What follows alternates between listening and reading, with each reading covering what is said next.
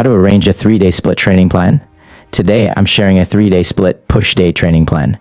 On push day, the main muscles targeted are the chest, shoulders, anterior deltoid, triceps, and shoulder center.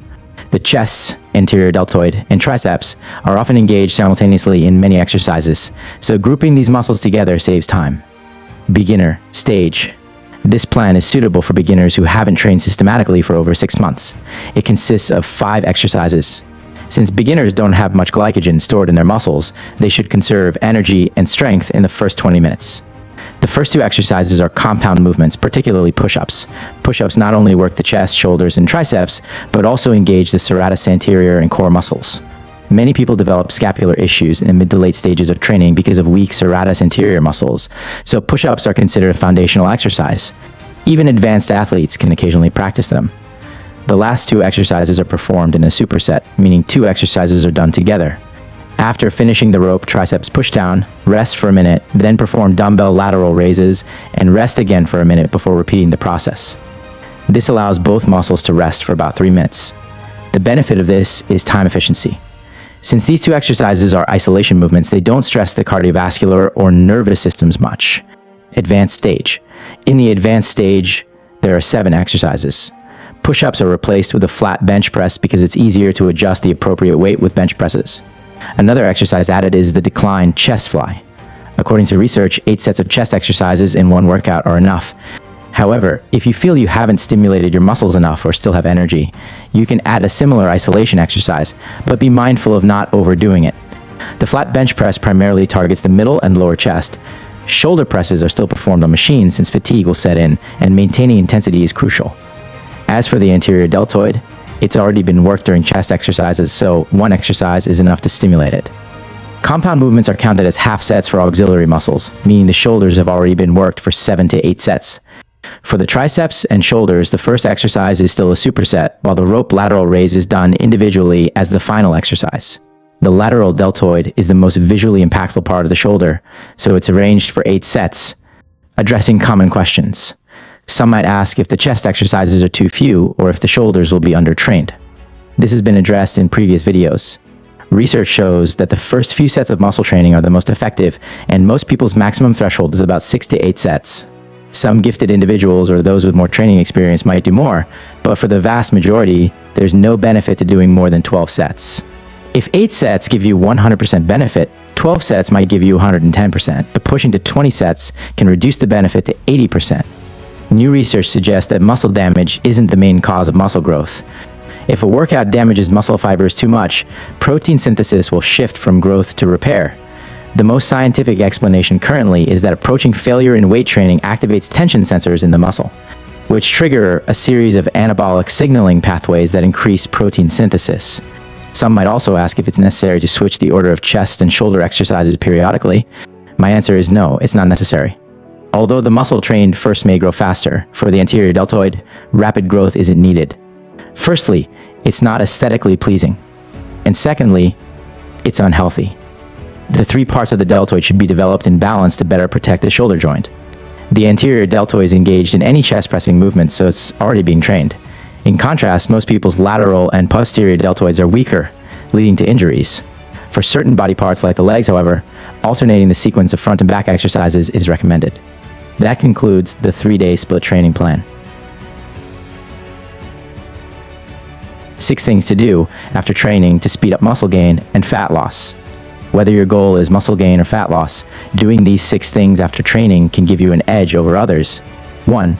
Active recovery after training. You might feel exhausted and not want to move after a workout, but relaxing your muscles post-workout can help you recover faster and improve your anaerobic lactate threshold. Numerous studies support this. For example, in a randomized controlled trial, 26 athletes participated in 4 weeks of high-intensity interval training.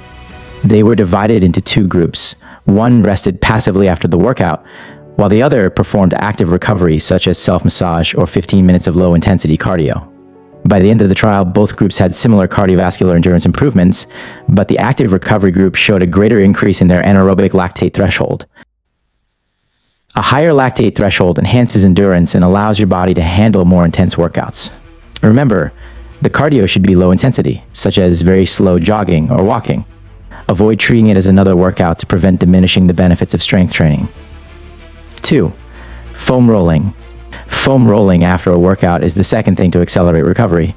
A study found that athletes who used foam rolling after leg workouts experienced less muscle soreness over the following days compared to those who didn't. Foam rolling stimulates blood flow to the target area, delivering nutrients to the muscle tissue. Research also suggests that foam rolling activates the parasympathetic nervous system, which is responsible for rest, digestion, and recovery. The more active the parasympathetic nervous system, the faster your body recovers. You only need to slowly roll the muscle over the foam roller, and if you find a tender spot, hold it there for 20 to 30 seconds. 3. Taking creatine post-workout. Most people know that creatine is effective for increasing strength and muscle growth, but it can also reduce training-induced damage and soreness. This is backed by research published in the European Journal of Applied Physiology. The study found that taking creatine after exercise was more effective at improving body composition and exercise performance. A meta-analysis also showed that taking creatine post-workout increases muscle mass more compared to pre-workout supplementation. So, if you're using creatine, it's better to take it after training for optimal results. 4. Replenishing glycogen and protein. When we engage in strength or high-intensity training, the body releases cortisol, a natural response to stress. Cortisol has a catabolic effect, breaking down muscle protein into amino acids for energy. Carbohydrates can lower cortisol levels because they stimulate insulin secretion, which helps reduce cortisol. Additionally, carbohydrates replenish the glycogen depleted in the muscles, aiding in recovery from strength training. Some people argue that post-workout nutrition is unnecessary as long as you get enough throughout the day. This is partially true. For example, a meta-analysis of 85 studies found that if you had a meal 2 hours before training, post-workout nutrition becomes less important since the anabolic effect of that meal lasts for 5 to 6 hours. However, if you trained on an empty stomach or hadn't eaten for over 3 hours, it's best to quickly consume fast-digesting food, such as a mass gainer with around 60% carbohydrates and 20% protein. A 3:1 carb to protein ratio is scientifically optimal. These supplements are easier to digest than regular food and often contain probiotics, which benefit digestion. With so many supplements on the market, it's important to choose a safe and reliable product.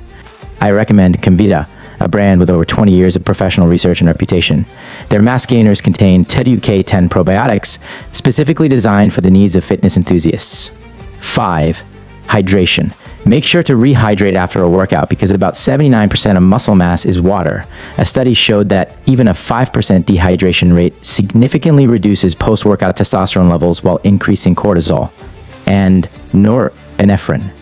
Testosterone is crucial for muscle protein synthesis, while cortisol and norepinephrine are catabolic.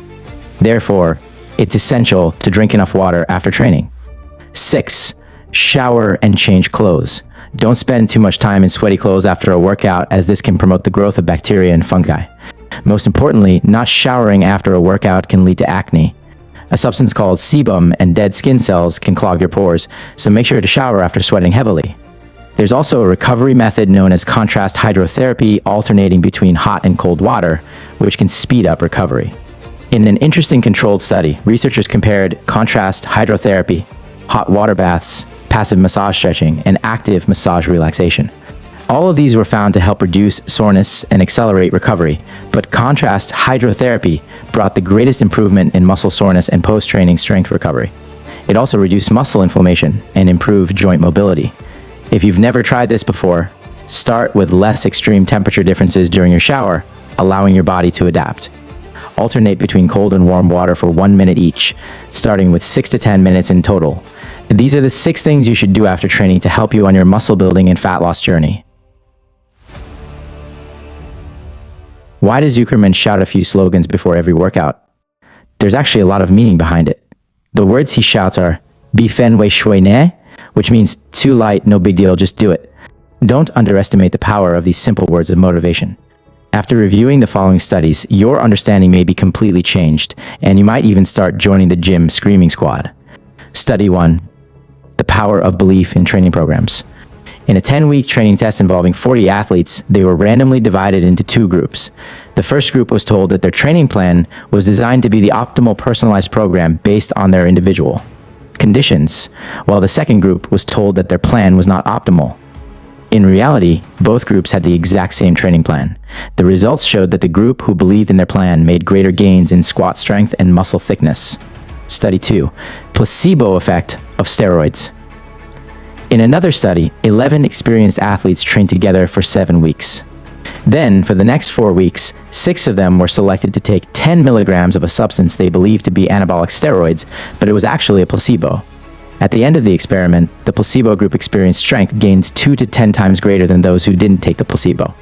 Even though it was just a placebo, their belief in the substance significantly boosted their performance. Study 3. Immediate effects of a placebo. In 2000s, a weightlifting coach conducted an experiment with 11 nationally ranked strength athletes. First, their 1-rep max 1 RM was tested in bench press, squat, and deadlift. Then, they were given 2 placebo pills and were told that these were fast-acting anabolic steroids. Surprisingly, after taking the placebo, the athletes increased their bench press by an average of 9.5 kilograms, squat by 12.2 kilograms, and deadlift by 10.9 kilograms. Although the increases may not seem huge, they were enough to elevate the athletes from national to international rankings. However, once some of the athletes were informed that the pills were just placebos, their strength immediately returned to normal. Those who were still unaware continued to maintain their impressive gains. Study 4. Motivation and performance. In a 1993 experiment, 7 college football players were tested for their maximum strength under 3 different conditions: motivation, relaxation, and restriction. Motivation involved watching an exciting match video and receiving positive verbal encouragement before testing. The results showed that only under the motivated condition did the players significantly improve their bench press 1 RM. This demonstrates the power of belief. Optimism and confidence can bring huge benefits. If you keep telling yourself that your genetics are poor or that you can't exceed certain limits, you may indeed be stuck at that point.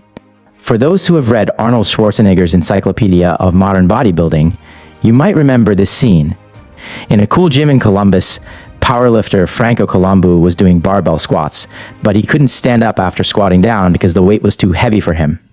But that day, there happened to be 4 or 5 young boys from New York who idolized Franco, watching him with eyes full of admiration.